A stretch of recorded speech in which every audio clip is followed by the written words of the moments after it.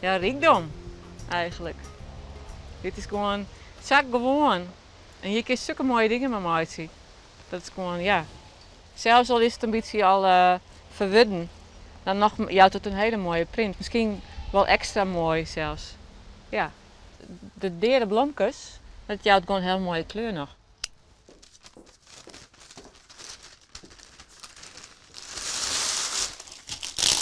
Ja, gewoon bakpapier. Wat is dat? Dat broekenkunsters. Ja, de kunsters broeken alles. Ik vind het altijd heel leuk om dingen te broeken waar ze net voor bedoeld binnen. En dit jouwt een heel mooi resultaat. Zie maar. Dit is dus eigenlijk een bijproduct, want hier komt de stof nog op. En dit is eigenlijk om te voorkomen dat het nog 3 keer terugslaat door de stof.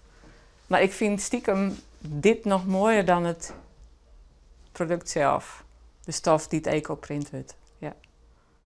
Dit het, nou, zo langzamerhand 2 uur stien te stomen. En hier zit, dit is dus het bakpapier. En er zit stof in. Dat heb ik er heel strak omheen zodat de uitdruk van de plant op de stof komt. En dan kun je het straks uitpakken en dan kun je zien dat het goed uitdrukt is. Wauw. Ik ga een avontuur aan en er komt wat uit. En soms is het heel mooi en soms valt het in.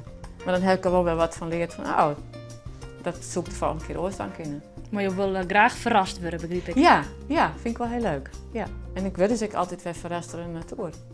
Zo, hier is juist de bloempjes van de vlinderstruik.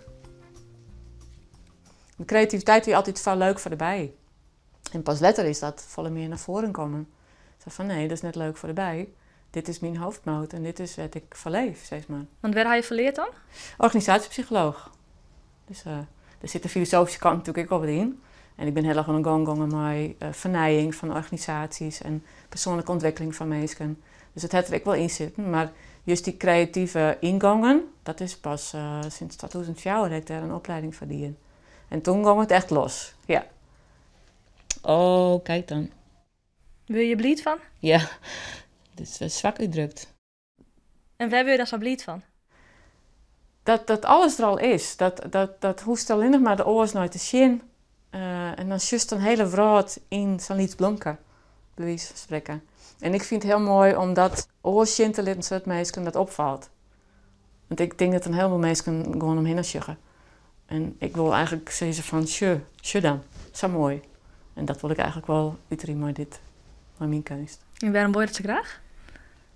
Ja, een soort van een boodschap, missie van, toe jongens, maak je mijn eigen vorm. Zie ik net bij een oor wat die doet. Ik ben er echt van overtuigd dat mensen belutsen worden bij waar ze wie hinnen, wat voor vorm ze wie kiezen. Dat is dan ik meer malko dwankist. En dat de natuur daarin dus een hele mooie metafoor is van alles is er al. Hoeft het alleen nog maar oors malko te organiseren. En dan kies ik een oor resultaat krijgen, waar mensen gewoon zich meer eigen in voelen. Wat kies je nou met wat? Droegje.